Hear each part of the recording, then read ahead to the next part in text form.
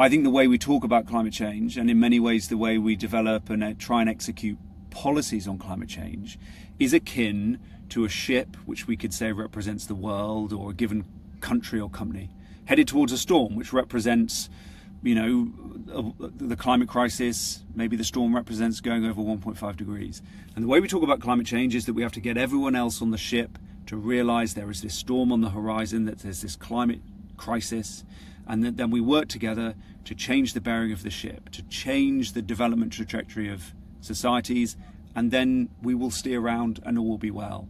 And we have done some of that globally. The bearing, as it were, has been changed. We've had astonishing progress with renewables. Solar is now the cheapest electricity in history. But the bearing wasn't changed enough. And in some ways, the ship has accelerated towards the storm.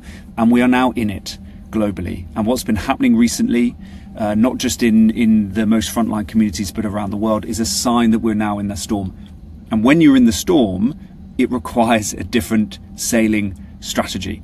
And this analogy helps us understand the kind of things that we will now need to do to navigate within the storm, which then gives us a chance to ultimately get out of it.